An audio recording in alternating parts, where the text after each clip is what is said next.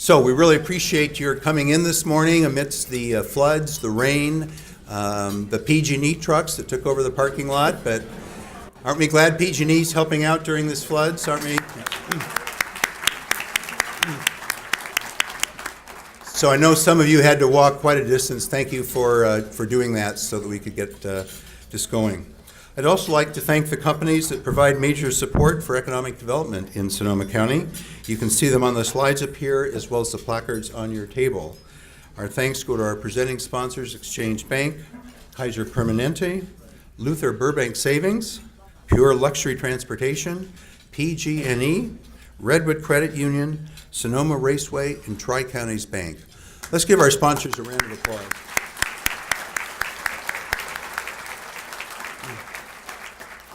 Our recognition and thanks also goes to Culture Pop Films and to the County Information Systems Department for their technical assistance in putting today's broadcast together. Today's program will be broadcast tonight at 6:30 p.m. on KRCB Radio 91.1, and a tape of this event will be available at the county website to view within the next week. As with the past several years, the Board of Supervisors has asked that the ingredients that are featured in our breakfast be wherever possible from local sources. The DoubleTree has really embraced that. In fact, the DoubleTree has their own local herb garden, and so most of the food that you have there is local and is identified on the placards on your table. I would also like to send a warm welcome to the many city, state, and federal officials that are with us this morning. As your name is called, please stand or wave so that we can acknowledge your dedication to public service. And for the audience, please hold your applause until all the names have been listed. So let's begin with our Board of Supervisors. From the 1st District, Susan Gorin. 2nd District, Debbie Rabbit. 3rd District, Shirley Zane.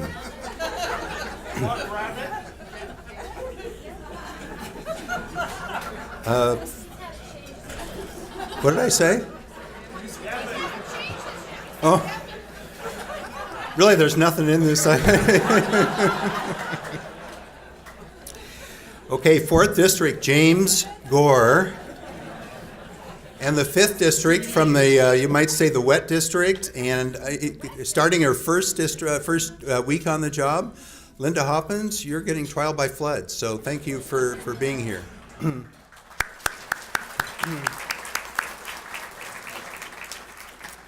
Also for our county district attorney is here just Jill Ravitch. And for Congressman Jared Huffman, we have Jenny Callaway. And for Congressman Mike Thompson, Stephen Gale. Senator Mike McGuire is represented by Carrie Lindicker.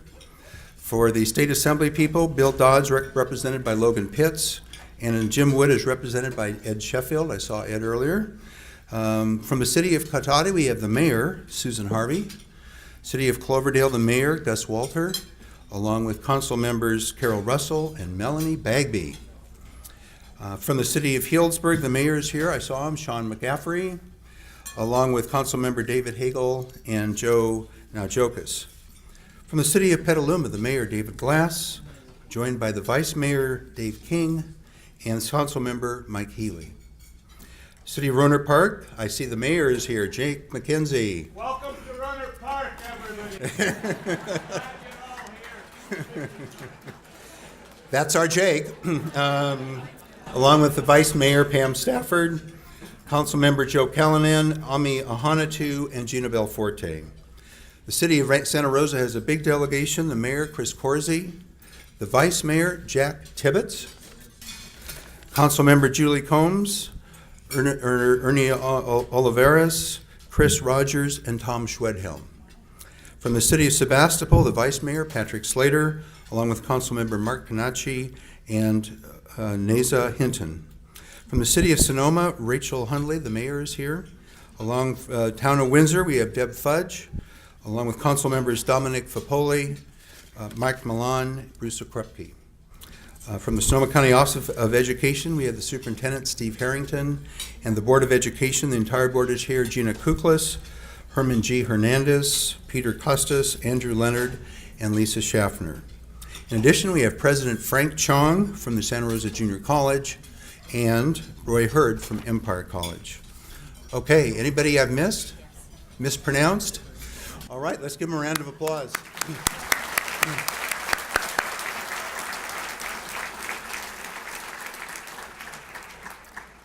Now, before we go on to hear about the great things going on around the county, I'd like to address a question I'm often asked.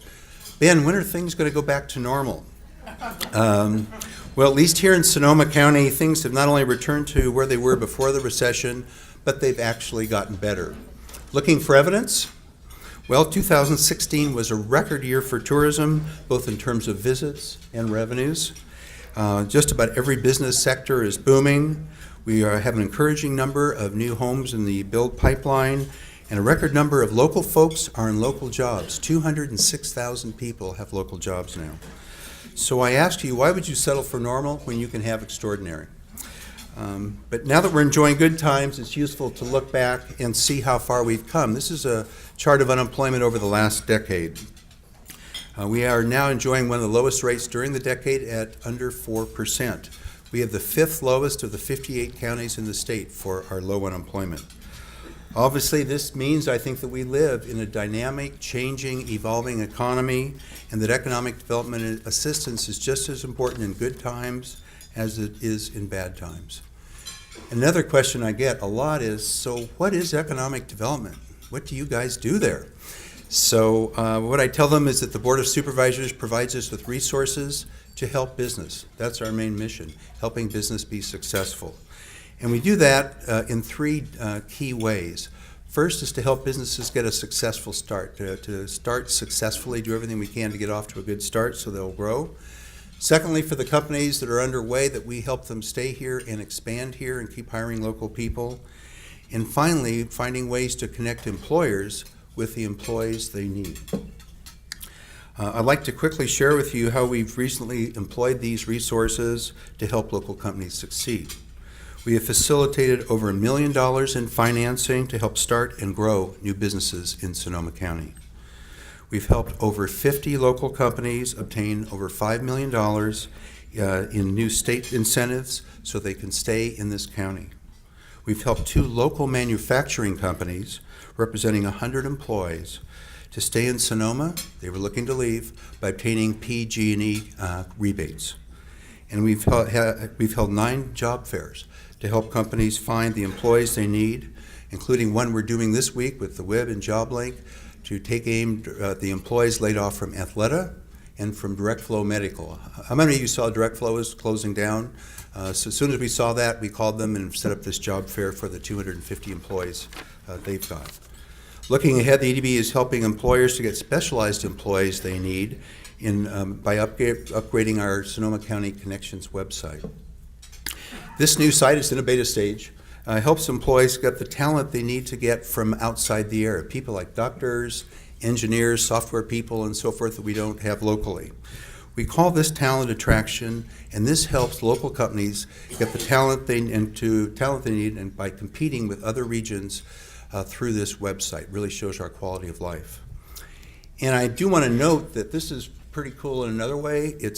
We invited all 9 cities to participate in developing this site. They've had an equal say in developing it. So it's really a city-county EDB site. For the first time, we've got that going, and we think it leads to other things. We will also be including a very strong business attraction component on this site. So for companies looking to relocate here, information on each city in the county will be available to facilitate companies moving to Sonoma County. Finally, as we look at our economy, I think it's important to note that all the surveys we do, we find from the employers that the #1 economic asset in Sonoma County is our quality of life. And quality of life is directly tied to a community's cultural and arts community. Creative Sonoma has just launched a very cool brand new website.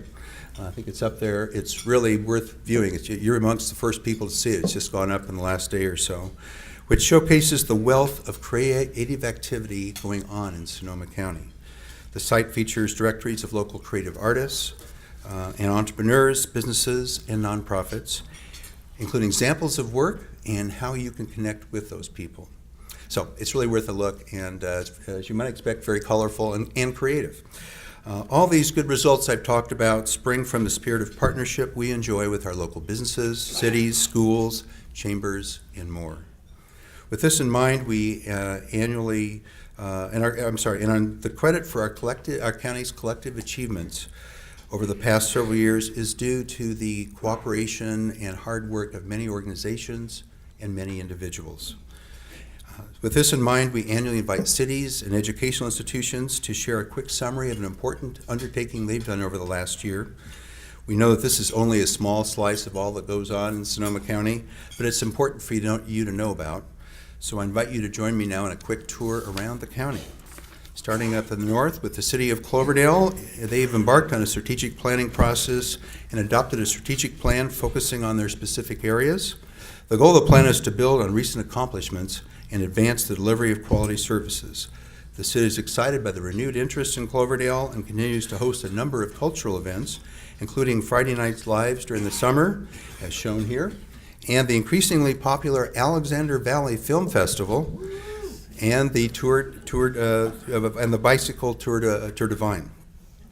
Hillsburg continues to diversify its business community by updating its infrastructure in the Grove Street industrial area and the Central Hillsburg area to make the city an easier, more attractive place for business startup, expansion, and relocation. These infrastructure improvements have increased manufacturing businesses. The city has also attracted new artisanal businesses, including Che Vu Goat Curd, specialty cheese producer, Alexander Valley Gourmet and Sonoma Brinery, and Magnani Pizza Wood Fired Oven. So lots going on in Healdsburg. In Petaluma, in January of 2016, the Petaluma Police Department launched its first homeless outreach services team, known as HOST. The HOST program is a full-time police officer dedicated to outreach and enforcement on the day-to-day issues involving Petaluma's homeless. The HOST officers work with the Committee on the Shelterless, the Mary Isaacs Center, the Santa Rosa Catholic Charities to bring outreach services to the homeless through daily contacts on the streets. The HOST team provides information on services available to assist individuals with homeless addiction and mental and physical health needs with the goal of assisting the homeless in getting off the streets. So that's Petaluma. In Roanoke Park is building houses. Nearly 900 new units have been built between 2015 and this year. Thank you, Jake. And thousands more are coming in the future years. Most of these houses will be medium and high densities, making them more affordable. The city is adding new businesses too, including Bear Republic Brewery, Traditional Medicinals, Sportsman Warehouse, and Oxford Suites Hotel. And Santa Rosa, unified by City Council priorities, Santa Rosa has concentrated efforts to accomplish results in several key areas. Positively addressing housing and homelessness through a foundational approach to our housing problems, addressing infrastructure needs such as the reunification of Courthouse Square. I saw Hugh Fattrell was here, I think, this morning, involved with that, which has already increased economic activity and development interest in the downtown, developing comprehensive medical cannabis policies, and successfully annexing Roseland to Santa Rosa. Santa Rosa is also proud to welcome Ironman Santa Rosa in 2017. I think I saw Jonathan Coe earlier with the chamber. It'll be the only full Ironman in California. In September, the city of Sebastopol opened a half-acre addition to the city's Skate Garden Park, a unique park that's a combination of skate park and community garden. The park is located on Laguna Park Way near the downtown. The extension project added green space, play equipment, barbecues, and a shade structure to the park, as well as night lighting for skating. The city notes that it's very appreciative of the assistance they got through a grant from the Open Space District. City of Sonoma. Sonoma's historic plaza is treasured by the community and I think the whole county, and the 84-year-old Sebastiani Theater is certainly one of its treasures. Thanks to years of work by city staff and unanimous action of the Sonoma City Council in November, this community icon will be preserved as a working theater for future generations. The theater will now be able to make improvements and continue presenting not only movies, but a wide range of performances, events, and community traditions. In Windsor, the Russian River Brewing Company is slated to break ground in Windsor. Good news. And they anticipate that they'll have a 90,000 square foot brewing facility that will boast a restaurant, tasting room, gift shop, and hops garden. The new facility will add a much-needed boost to Russian River's production demands, including bringing their production from 12,000 barrels a year to between 30 and 35,000. Probably still won't be enough, but the slide, this slide is a portrayal of their plans. And now here's an update on local educational efforts at Santa Rosa Junior College, for Empire College. For the fourth consecutive year, Empire College received White House recognition with distinction as the President's Higher Education Community Service Honor Roll. Additionally, paralegal student Andrea Ruiz was personally recognized for her volunteer service as a legal translator at the Sonoma County Small Claims Advisory Clinic. Together with 5 other clinics offered by Empire Law School, pro bono services are provided to more than 2,000 citizens annually. Empire College is proud to be a community resource, educational asset, and partner with Sonoma County Superior Court's Disability Services Legal Center, Legal Aid Sonoma County, and Catholic Charities. Sonoma County Office of Education, known as SCO. Sonoma County is expected to lose 1/3 of its teacher workforce, that's 1,300 teachers, over the next decade to retirement. To help offset this loss, SCO has received state accreditation for its North Coast School of Education. This new school now offers a teacher credential program to increase and expand the number of qualified teaching candidates within the county. SCO will be building a state-of-the-art 7,000 square foot facility to house this program. Santa Rosa Junior College in 2000, they've done a lot. In 2016, the junior college completed the 2030 Facilities Master Plan. This is the college's roadmap for implementation of Measure H, the $410 million bond measure to upgrade SRJC facilities and technology. Thank you, Sonoma County voters. Over 200 planners, administrators, faculty, staff, and students spent the last year creating the master plan to provide maximum benefit to students and the community, and now are beginning implementation. And finally, Sonoma State University. 20 years ago, Sonoma State University launched a public-private partnership in higher education focused on teaching the business of wine. SSU's Wine Business Institute has become a global leader in wine business education and research. On June 1st, 2016, Sonoma State began construction of the Wine Spectator Learning Center, a new education and industry hub designed around advanced technology classrooms, student commons, and a collaboration spaces for students, faculty, and business leaders. Cheers. Every year I read this list, and each time I'm amazed at all the great things that go on around this county, efforts designed to bolster the economy, address infrastructure, and increase the quality of life for all. Let's have a round of applause for our cities and educational institutions.